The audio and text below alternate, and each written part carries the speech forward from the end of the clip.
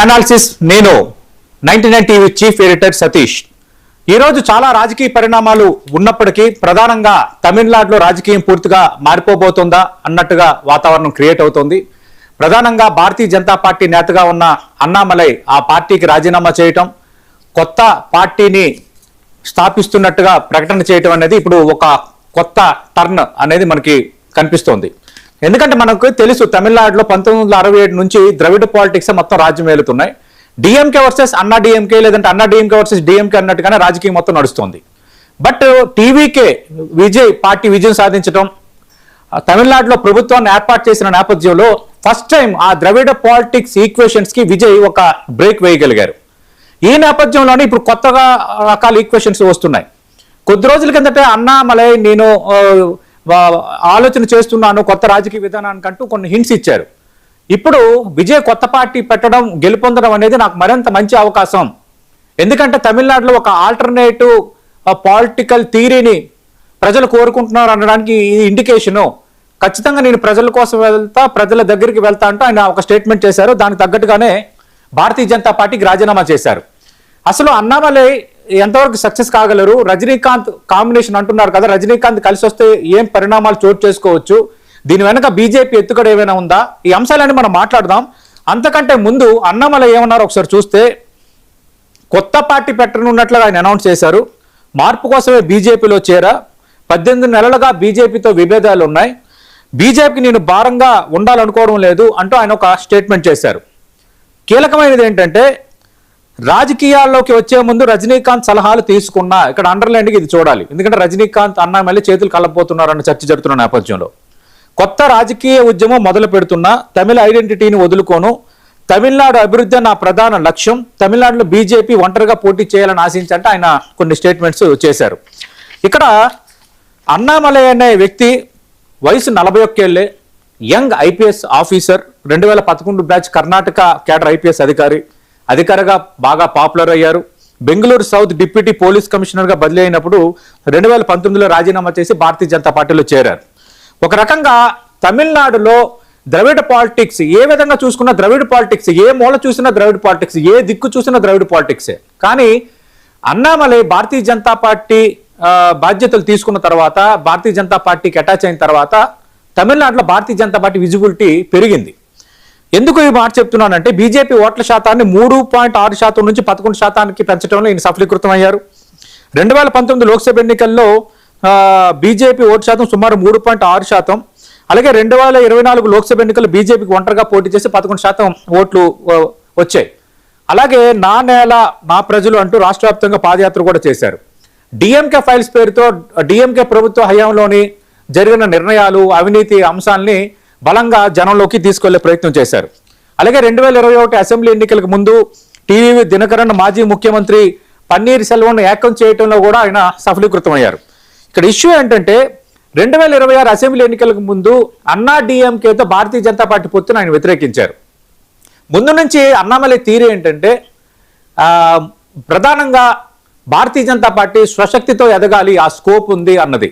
కానీ భారతీయ జనతా పార్టీ 2026 ఎన్నికలకు ముందు ఒంటరిగా మనం సక్సెస్ అయ్యే వాతావరణం లేదు కాబట్టి అన్నా డిఎంకేతో చేతులు కలిపి పోటీ చేసిన పరిస్థితి ఉంది. అన్నా డిఎంకేతో వెళ్ళొద్దని అన్నామలై, అన్నా డిఎంకేతో వెళ్ళాలని బీజేపీ అధిష్టానం. ఈ నేపథ్యంలో ఎదురైన పొరపచ్చాల నేపథ్యంలో బీజేపీలో లేనట్టుగా అన్యమనస్కంగా ఆయన ఉన్నారు. మన ఎన్నికల ప్రచారంలో కూడా బలంగా ఆయన పని చేయలేదు. అలాగే ఆయన టికెట్ దక్కలేదు, ఆయన ఎక్కడ పోటీ చేయలేదు. అప్పుడే కొంత ఎడబాటు ఉంది అని అందరూ అనుకున్నారు. ఈరోజు ఆయన 18 నెలల నుంచి ఒక రకంగా ఇష్టం లేని కాపురం చేస్తున్నారు భారతీయ జనతా పార్టీతో, విభేదాలు ఉన్నాయని ఆయన అనౌన్స్మెంట్ చేసేశారు. ఇది అన్నామలై ప్రస్థానంకు సంబంధించిన అంశం.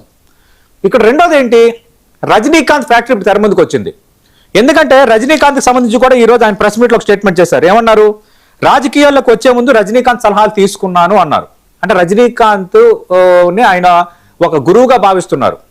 అలాగే రజనీకాంత్ గతంలో 2017లో రాజకీయాల్లోకి వస్తానని ప్రకటన చేశారు, కొంత హడావుడి చేశారు. బట్ 2020 డిసెంబర్లో ఆరోగ్య కారణాలు చూపుతూ నేను రాజకీయాలు చేయనని ప్రకటించేశారు. ఇక్కడ రజనీకాంత్కి సంబంధించి నో డౌట్ అద్భుతంగా క్రేజ్ ఉన్న హీరో, మంచి మాస్ ఫాలోయింగ్ ఉంది, పాపులారిటీ ఉంది, అన్నీ ఉన్నాయి. కానీ సడన్ గా రాజకీయ పార్టీ పెడతానని అనుకుని మళ్ళీ ఆయన వెనకడుగు వేయడంతో కింద నాన్ సీరియస్ అంత లేదు, అంత సీన్ లేదన్న వాతావరణం క్రియేట్ అయిపోయింది. మొన్న విజయ్ గెలిచిన తర్వాత రజనీకాంత్ కొన్ని స్టేట్మెంట్స్ చేశారు. అంటే అది నా స్థానం, నేను కూడా పోటీ చేసి ఉంటే, నేను రాజకీయ పార్టీ పెట్టి ఉంటే నాకు కూడా ఫలితాలు వచ్చేవని అర్థంగా మాట్లాడారు. ఇదే రజనీకాంత్ అంతకుముందు కరుణానిధి ఆశీస్సులు తీసుకున్నారు. కరుణానిధి పార్టీ డిఎంకేకి మద్దతుగా ప్రచారం చేశారు. మొన్నటి ఎన్నికల్లో డిఎంకే ఓడిపోయిన తర్వాత స్వయంగా వెళ్లి మాజీ ముఖ్యమంత్రి స్టాలిన్ ని కలిసి కన్సోల్ అంటే ఓదార్చే ప్రయత్నం చేశారు. అంటే డిఎంకేకి రజనీకాంత్కి మంచి సంబంధాలు ఉన్నాయి. ముందు నుంచి కూడా డిఎంకేకి అనుకూలంగా ఉన్నారు. 1996లో జయలలితకు వ్యతిరేకంగా కామెంట్స్ కూడా చేశారు, వ్యతిరేకంగా ప్రచారం కూడా బలంగా చేసి పూర్తి స్థాయిలో వార్తల్లోకి ఎక్కారు. అంటే ఇక్కడ రజనీకాంత్ విధానం పూర్తిగా డిఎంకేకు కొంత దగ్గరగా ఉన్న వాతావరణం. ఇప్పుడు మనం మాట్లాడుకోవాల్సింది ఏంటంటే అన్నామలై వచ్చారు. అన్నామలై రజనీకాంత్ తన గురువుగా భావిస్తున్నారు. రజనీకాంత్ అన్నామలై కలవబోతున్నారు అనేది ఇప్పుడు చర్చ. నిజంగా అన్నామలై రజనీకాంత్ కలిస్తే తమిళనాడులో ఏం జరగచ్చు అనేది చాలా కీలకమైన అంశం. ఎందుకు ఈ మాట చెప్తున్నానంటే రజనీకాంత్కి పాపులారిటీ ఉంది, బలమైన ఫ్యాన్ బేస్ ఉంది. అన్నామలైకి కొన్ని వర్గాల్లో బలమైన ఫ్యాన్ బేస్ ఉంది. ఈ బీజేపీకి సంబంధించి అలాగే హిందుత్వ అంశాలని బలంగా విశ్వసించే వర్గం కొంత అన్నామలైని బాగా లైక్ చేస్తారు. దాంతోనే కొంత పర్సెంటేజ్ గతంలో భారతీయ జనతా పార్టీకి వచ్చింది. ఇక్కడ థియరీ ఏంటంటే రజనీకాంత్ అన్నామలై కలిస్తే తమిళనాడు రాజకీయాల్లో ప్రభావం చూపగలరా అన్నది. ఎందుకంటే నేను ఇందాక ప్రస్తావించినట్టు 1967 నుంచి కొనసాగుతున్న ద్రవిడ పాలిటిక్స్ కి ఒక్కసారిగా టీవీకి విజయ్ బ్రేక్ వేసేశారు.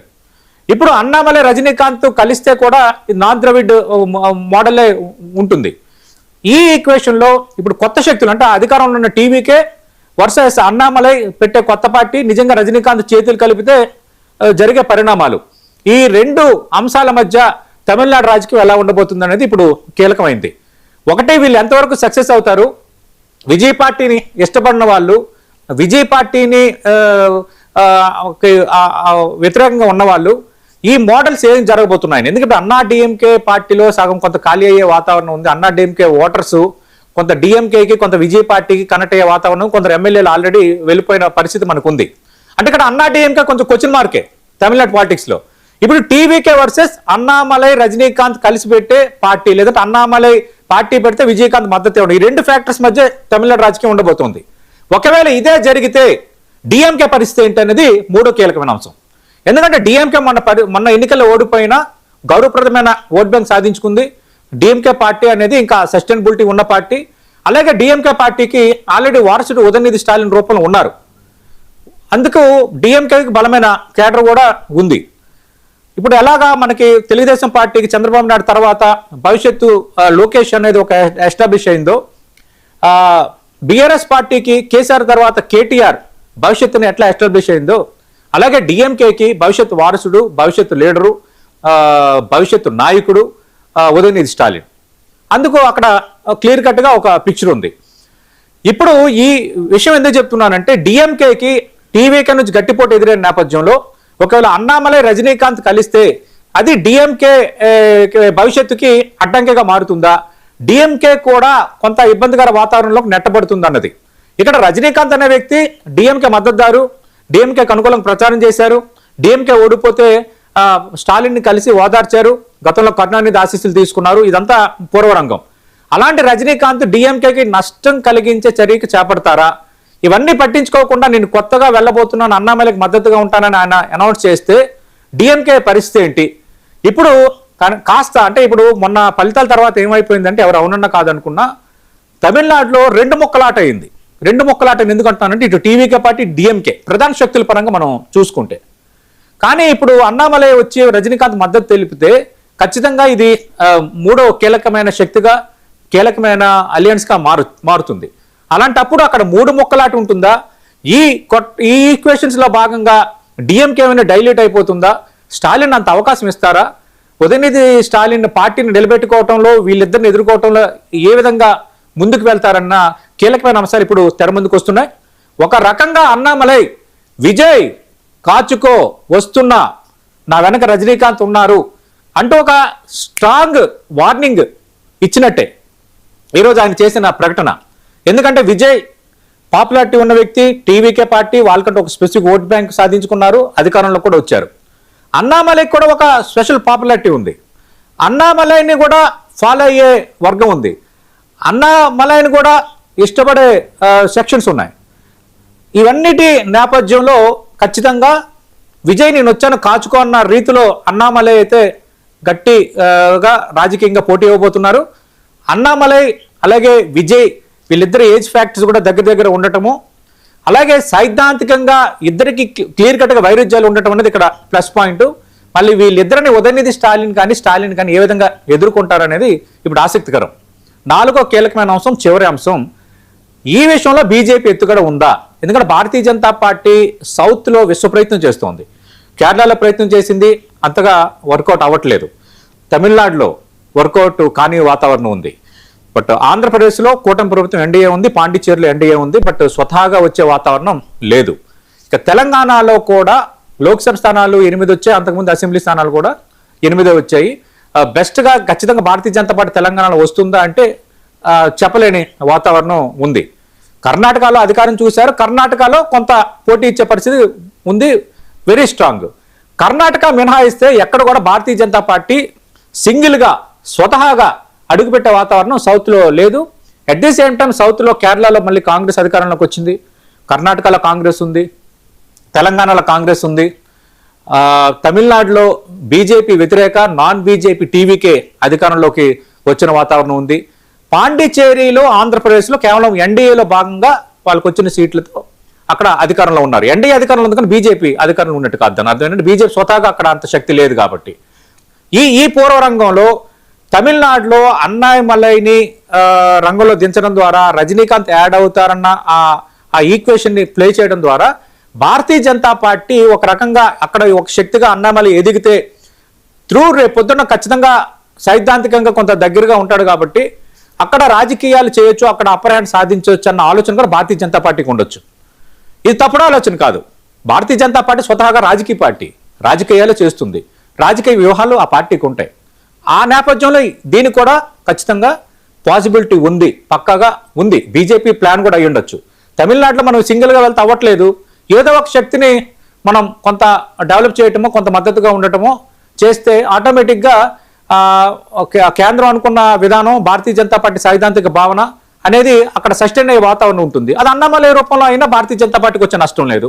రేపొద్దున్న అన్నామలై కొంత వాళ్ళ దగ్గర నుంచి వెళ్ళిన మనిషి, సైద్ధాంతిక భావన ద్వారా ఇద్దరు దాదాపు దగ్గరగా ఉన్న మనస్తత్వాలు కాబట్టి రేపొద్దున్న అటు ఎన్డీఏ మనిషి ఉన్నట్టే ఒక రకంగా చూసుకుంటే అలా కూడా భారతీయ జనతా పార్టీ భావించవచ్చు. బట్ ఆంధ్రప్రదేశ్లో కూడా మనం చూసాం కదా, పవన్ కళ్యాణ్ జనసేన పార్టీ ఒక లీడ్ పార్టీగా, జనసేన బీజేపీ కలిసి ఒక లీడ్ పార్టీగా ఎన్డీఏ ప్రభుత్వం ఏర్పడడంలో కీలకమయ్యాయి. అక్కడ పవన్ కళ్యాణ్ అనేది ఒక లీడ్ ఫ్యాక్టర్గా భారతీయ జనతా పార్టీ చూస్తుంది. అంటే ఏదో ఒక రకంగా అక్కడ ఎన్డీఏ ప్రభుత్వం ఏర్పాటుకు పవన్ కళ్యాణ్ తీసుకున్న నిర్ణయం, ఆ ఎన్డీఏ కూటమి ఏర్పాటు, ఆంధ్రప్రదేశ్లో అధికారంలో రావడమే కాకుండా కేంద్రంలో ఎన్డీఏ ప్రభుత్వం నిలబడడానికి ఆంధ్రప్రదేశ్ ఎంపీలు కారణమయ్యారు. అంటే బీజేపీ పాలిటిక్స్ మనకు శక్తియుక్తలో మనం ప్రయత్నం చేద్దాం.